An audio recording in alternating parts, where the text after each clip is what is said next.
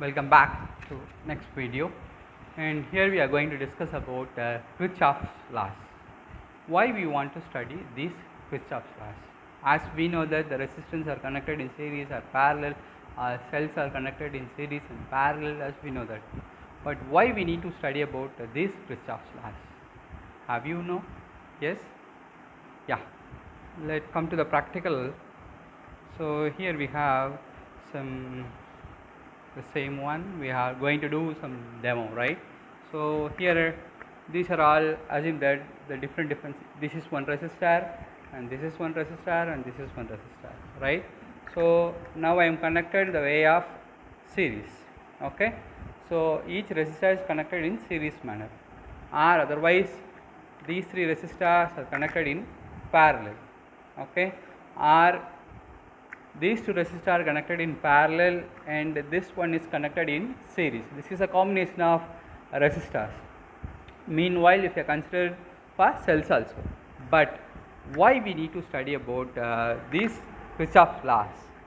Assume that these are all simple type of connections we have, but for example, consider this cuboid. Okay, so let us take let us take this is the origin. Okay, I am considering this point is origin.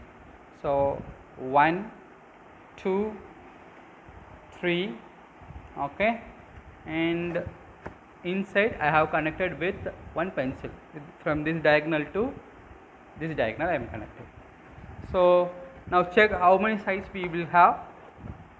So assume that this one is one resistor, this one is one resistor, and this one is one resistor, okay, and moreover we have internally we have one more resistors.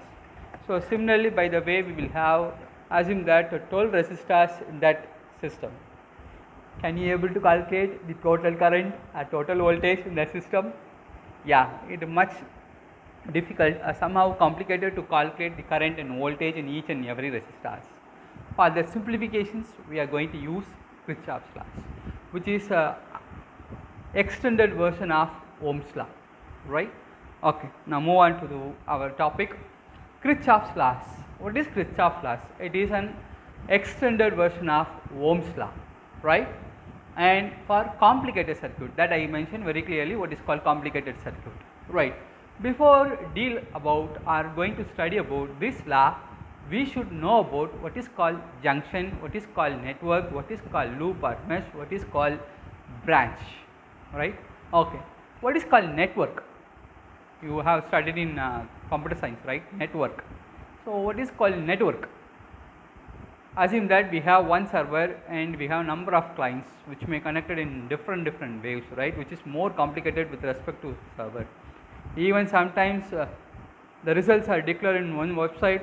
Each and every client go and hit that server. What will happen? Yeah, that is called complicated network, right? So similarly, in circuit also we will have some complicated circuit we will have. So what is network? It is used for complicated systems of electrical conductors. Complicated system of electrical conductors. Very good example here I shown, right? Yes. So this is one conductor resistor, this is one resistor, this is one resistor, and internally I connected one resistor like connected like in pencil. Yes. So like the way we will have some complicated electrical conductors, which that is called, we are saying that network, and this is also a kind of network. This cuboid also a kind of network only, right? Okay. And junction, what is called junction? What you generally what you are saying junction? Assume that railway junction, what you are saying, it is a connecting point between more than 2 or 3, right? So like the way we will have each and every in an electric circuit at any point, if 2 or more electrical conductors are meet, that is called junction. Here I wrote at any point in an electric circuit where 2 or more conductors are joined together, that is called junction. And what is called loop or mesh? Generally what is called loop? as you know very clearly, right? This is called loop, right? Yes, this is called closed one and this is called loop. And similarly, any closed conducting path. Understand the word any closed conducting path. This is, assume that this is one electric circuit, this is an closed conducting path. So closed conducting path in an electric circuit or network, that is called, we are saying, loop or mesh. And branch, what is called branch? So branch is, assume that here we have this cuboid network, right? So what is a branch here? Yes, it is a part of the network, or this one is a part of the network, that, and this one is called, we are saying that branch. Each and every electrical conductors, we are saying that branch, that is a part of that network, that is called branch. So if you are clear with these basic concepts, then it is easy to understand Kirchhoff's laws. Kirchhoff has introduced two laws, one is for current and another one is for voltage, and we will see in the next one. Yeah, now here we are going to discuss about Kirchhoff's first law. So what is Kirchhoff's first law? Is telling about junction rule. The Kirchhoff's first law states about junction rule, and there is another name is called Kirchhoff's current law. Okay, KCL we are saying. This law states about only the current to this network, right? So what is the rule? In an electric circuit, the algebraic sum of currents at any junction is 0. Assume that this is network, I said, right? So this is origin, so 1, 2, 3.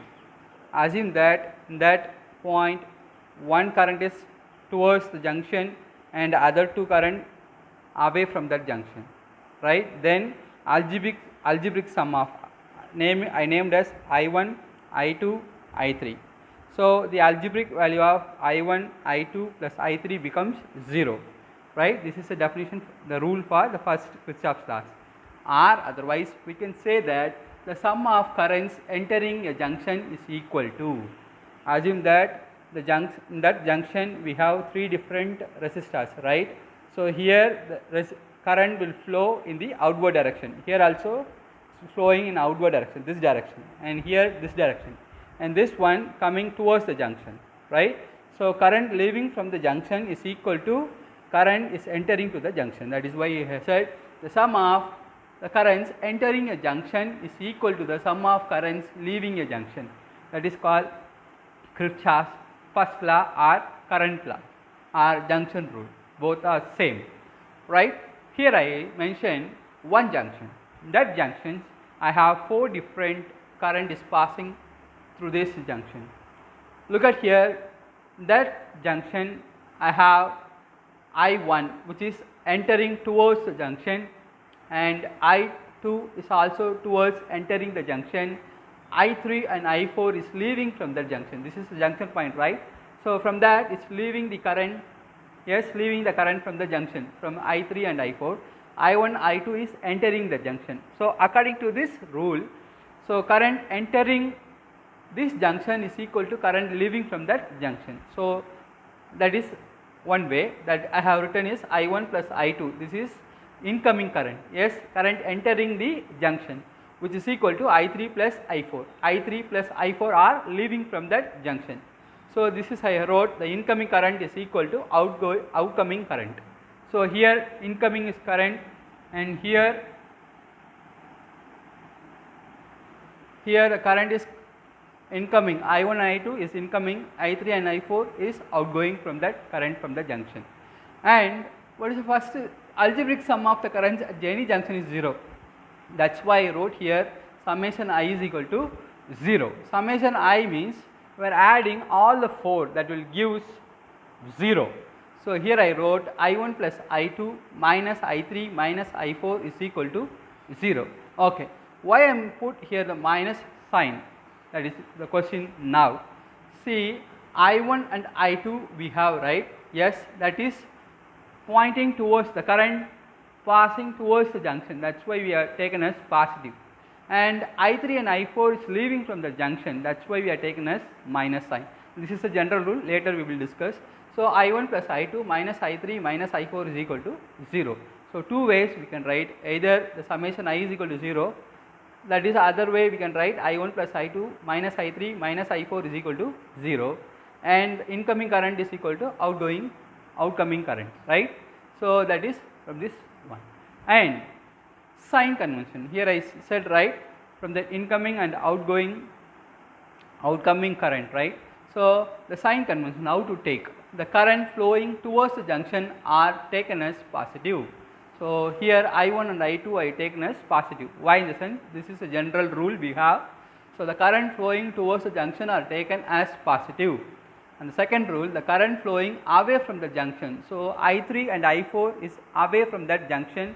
So, it taken as negative. That is why here I taken as I3 and I4 as negative sign, right. And this law is based on the conservation of charge. This law is based on the law of conservation of charge, and this law is obeyed only if the steady current flow in a closed circuit. Understand, this law is based on law of conservation of charge, and this law is obeying only the steady current is flowing in that closed circuit, right. So, these are the points I have written here. So, note down, and I hope you will understand as easily, and we can move on to Kirchhoff's second law. On the continuation, we have Kirchhoff's second law, and the Kirchhoff's second law is also called as loop rule, and one more name it has, Kirchhoff's voltage law, KVL. First law is KCL, current law. Second law is about voltage law, KVL, right. Okay. From that rule, what they are saying in the sense, around any closed loop of a network, the algebraic sum of changes in potential, understand, changes in potential must be 0. Changes in potential means, that is summation V is equal to 0, or the algebraic sum of the EMF in any loop of a circuit is equal to the sum of the product of current and resistance. So, we can write the sum of EMF, summation, right, summation EMF is E is equal to what they are given, sum of the products I into R, current into resistance, R resistance current product. Here the summation indicates the sum of I into R, right. So, this is a statement of this second rule.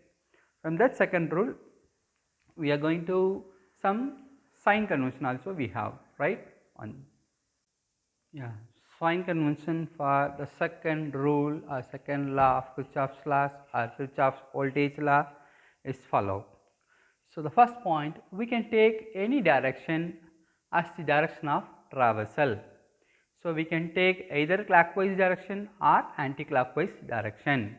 And second point, the EMF of the cell is taken as positive when if the direction of the traversal is from negative to positive terminal. So, we have the battery. So, this is negative terminal, this is positive terminal. Now, what you are going to, the direction of traversal is from negative to positive. That time we can take as the EMF is positive value, right, plus E. Suppose if it is, we are assume as it is passing in the opposite direction, that time V is equal to negative value of EMF. So, here I wrote the EMF of the cell is taken as negative if the direction of traversal is from its positive to negative terminal, that time the potential EMF that becomes minus value, we need to take an account of negative value. And similarly, the current resistance, the product of current and resistance is taken as positive when if the resistor is transverse in the same direction of assumed current. Suppose this is one circuit, in that circuit current is passed from this side to this side, and if you are assumed that the current is passing this direction, that time V is equal to plus I into R, product of I into R. Suppose your assumed current is in the opposite direction of this current, that time V is equal to minus IR. Look at here, the current is passing actually from positive to negative through that resistor R, but your assumed direction is V is equal to in the opposite direction. So, V is equal to minus IR. So, for this one we can write the current resistance product is taken as negative if the resistor is transferred in the opposite direction of assumed current. opposite direction of assumed current.